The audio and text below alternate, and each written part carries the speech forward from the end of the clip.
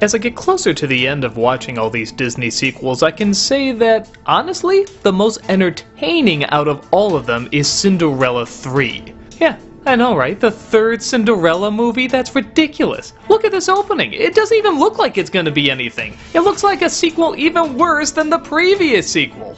But when I was telling people I was gonna do all these Disney sequels, what I kept hearing over and over is that Cinderella 3 is good. Wait till you get to Cinderella 3, that's a good one. And for the most part, they're kinda right. Are there problems? Yeah, I guess that's sort of to be expected with any of the Disney sequels. Is it my favorite? No, but again, it's, how do I put this, easily the most fun.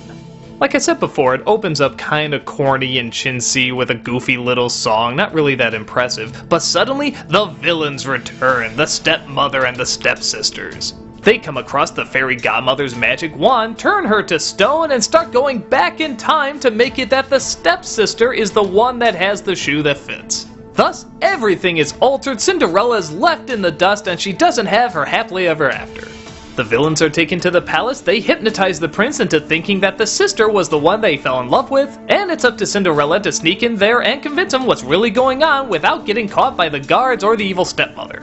On the one hand, this sounds incredibly forced and silly, and yeah, I guess it kind of is, but for such a forced and silly idea, they do everything that they can with it. They realize that the most interesting characters are the villains, and there's a lot of time focused on them. Look at the drawings on them, look at these close-ups, they are just so devious and they love every second that they're on screen, and so do we! I remember there's a scene where Cinderella sneaks in as a servant and she has her face covered and the stepmother is sort of looking at this reflection in the water and she can kind of see her face, and I actually went, "Oh no!" Which is amazing! I actually said, "Oh no!" during a Cinderella film, let alone a sequel! That's insane! But on top of that, they actually give a lot of characters who didn't have much development in the other films a lot more development. The king, for example, is more than just a guy who's bouncing up and down saying, "Give me grandchildren." They make him this really sentimental guy who lost his wife years ago, and so he's passing on this piece of jewelry to the now daughter-in-law, and it's actually really sweet.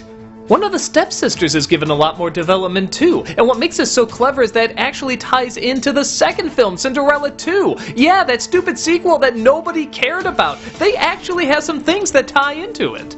Not only is her character given a lot of depth and a story arc, but they even have characters from the second film that were introduced in this one as well. Remember the woman in charge of the servants? Of course you don't, because nobody remembers the second film, but she's in this. What an incredible touch of detail.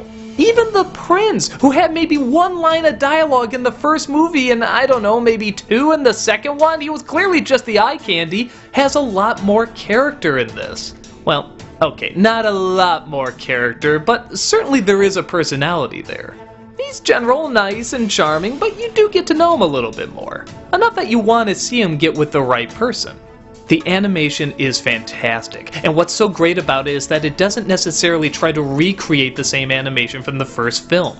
Bambi 2 kind of fell into that trap, and while it wasn't really bad or anything, you're just constantly reminded that this isn't its own thing. This, even though it's a sequel, does feel like its own thing. The imagery gets a lot more creepy and a lot more creative. There's a scene where she throws Cinderella into this giant pumpkin and it's all gross and disgusting inside. And these vines just grab this horse and wrap around it, and then she turns the cat into this evil servant who's laughing maniacally as he's gonna ride it off a cliff, and it's just crazy. It's something that you want to see in a fairy tale sequel. It gets a little darker, it gets a little crazier, and it gets a lot more fun.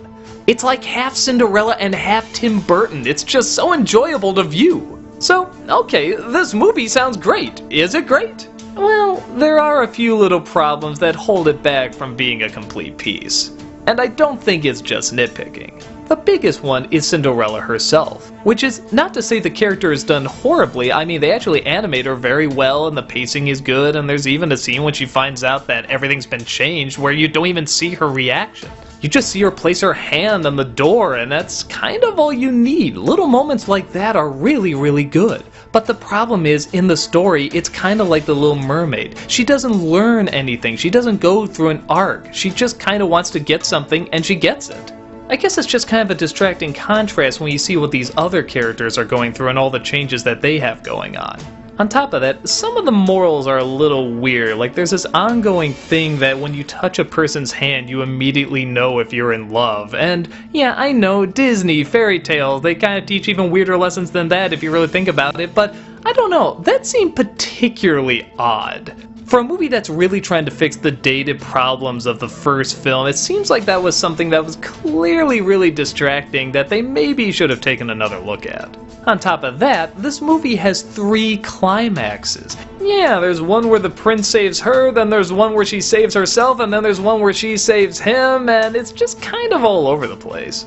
But they're all kind of fun, too. It's like all this green stuff flying everywhere and this choir going, oh! It's something you can clearly tell the animators and the writers and the directors were having fun doing, and we feel that fun. The hard work and effort is clearly there in a project where it didn't need to be there. They went 110% on something that clearly was just meant to be thrown out really fast, but they really tried, and you can tell they really tried. But yeah, those problems I mentioned before are still legitimate problems. They do kind of focus a little too much on the side characters, and yeah, I know the first film you could argue that too, but the center was still around her need, her want, her going through this endurance to get what was needed.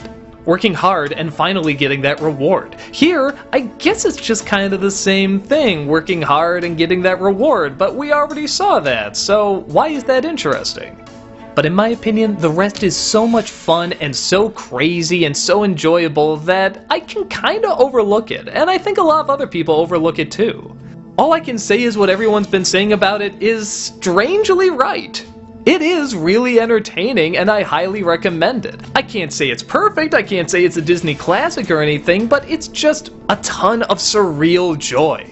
I like how they took something that was pretty pointless and even kind of a dumb idea and turned it into something that was just kind of cool and focused on the elements that were the most enjoyable from the first film. If you want a Disney sequel that doesn't need to exist but is still really, really neat, Cinderella 3 is bizarrely enough the one to check out.